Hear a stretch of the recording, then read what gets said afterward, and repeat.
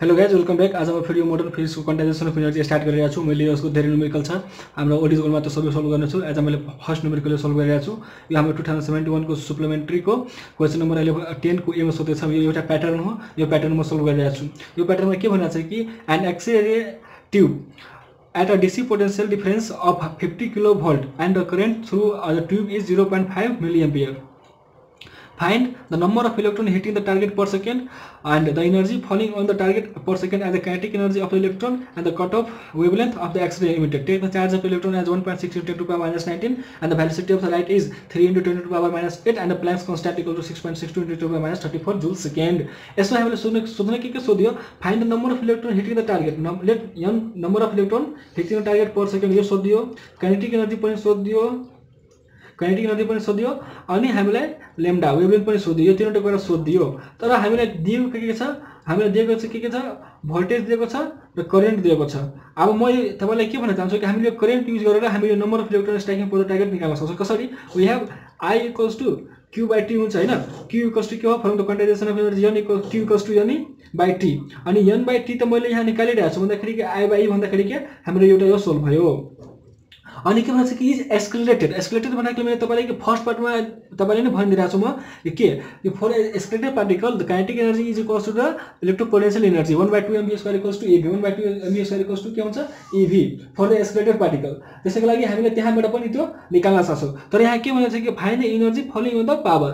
Energy falling on the power भन्दाखेरि के हो कि त्यो पावर निकाल्न भनिरहेको छ। वाटमा पावर निकाल्न भनिरहेको छ भन्दाखेरि हामीलाई थाहा छ कि power equals to voltage into current. यो त कुरा हामीलाई थाहा छ नि, किन जुन कुरा बेलामा हामीले पावर र भोल्टेज दिएको छ भन्दाखेरि त्यो के भयो हामीलाई आई भयो। तपाईलाई म फर्स्ट पार्टमा अहिले नै भन्दै कि कुनै पनि एनर्जी अगर एस्केलेटेड छ त्यसको लागि के हुन्छ कि 1/2 mv² इक्वल्स टु इलेक्ट्रोन छ भन्दा ev therefore 1/2 mv² equals to ev हुन्छ।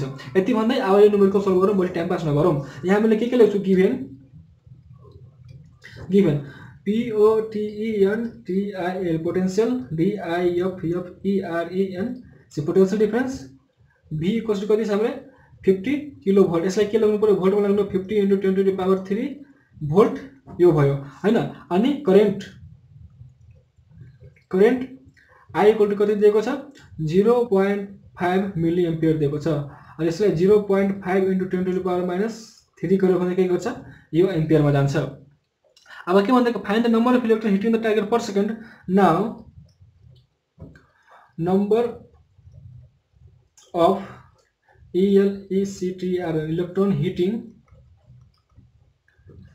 the target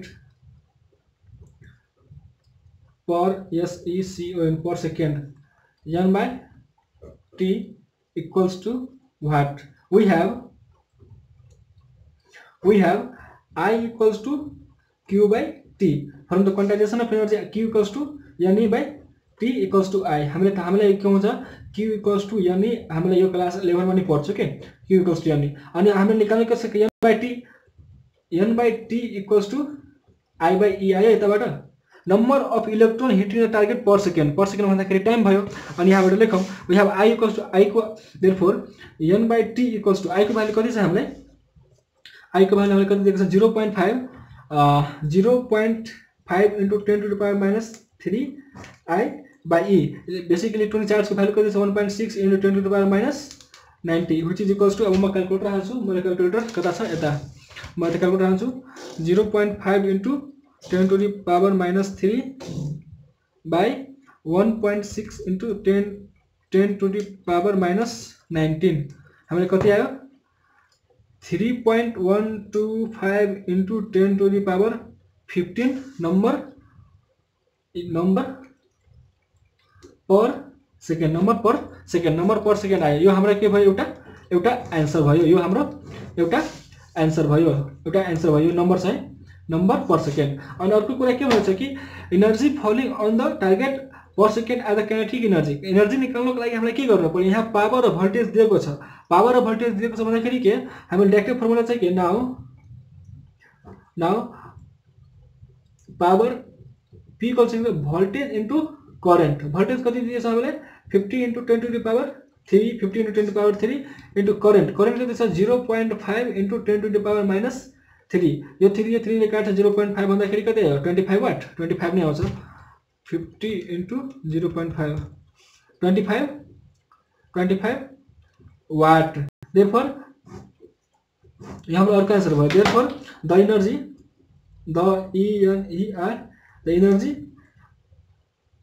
falling on the target is 25 watt. यो भयो हाम्रो एउटा आन्सर. अगेन हामीले अरु के सोधेको छ कि the cut off wavelength of the X-ray emitted. Cut off wavelength of the X-ray emitted भन्दाखेरि के हामीलाई यो Planck's constant frequency equals to electron र इलेक्ट्रोनिक चार्ज र बेसिक केसलाई एप्लाइड पोटेन्शियललाई रिलेट गरेर त्यहाँबाट पोटेन्शियल निकाल्नु पर्यो. हामीलाई के हुन्छ formula HF equals to EV अनि H इक्वल्स टु हामीलाई C equals to F into lambda हुन्छ. Therefore frequency equals to C by lambda हुन्छ. यो हामीलाई मेन फर्मुला हो. Velocity of light equals to frequency into wavelength हुन्छ नि equals to F. अनि मैले यहाँ यो लेख्न पाउँछु यसको सट्टा यो इक्वल्स टु EV. अनि मैले सोधेको छ कि यो लेम्डा सोधेको छ. Therefore lambda equals to HC by EV. हामीले यो सोधेको छ. हामीले यो सोधेको छ भन्दा यो निकाल्नु पर्यो. Now the cut of wavelength is lambda equals to HC by EV. यो कहाँबाट आयो HF equals to EV हामीलाई यो हुन्छ.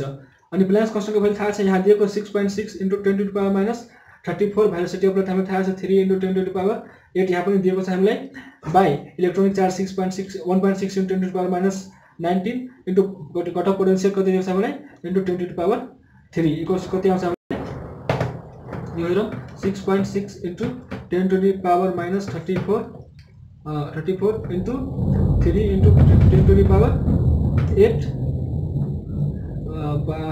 into 1.6 into 10 to the power minus 19 into 50 into 10 to the power 3.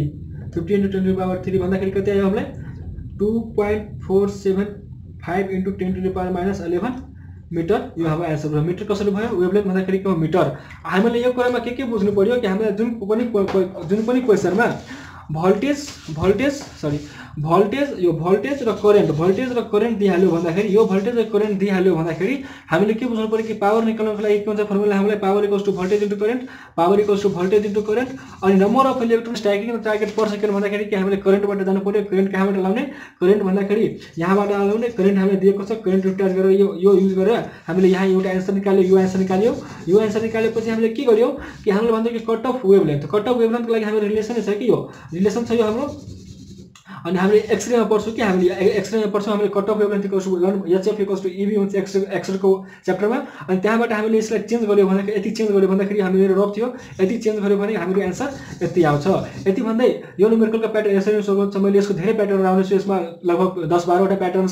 म त्यो प्याटर्न सोल्भ गर्छु. यस्तै अर्को प्याटर्न आउँछ त्यसमा हामीले करेन्ट निकाल्नु हुन्छ तब इलेक्ट्रोनको टार्गेट निकाल्नु हुन्छ. त्यो पनि म न्युमेरिकल लगभग नलाउने नै छु. यति भन्दै आजको लागि यो भिडियोमा यति नै भन्दै बाइ बाइ भन्न चाहन्छु. अनि तपाईँले एउटा लाइक अनि कमेन्ट छाडेर जानु होला ताकि हामीलाई के भन्छ त्यसलाई इम्प्रुभ गर्ने मौका मिलोस्. अनि हामीले सकभर इम्प्रुभ गर्न ट्राई गर्छौँ. यति भन्दै बाइ बाइ.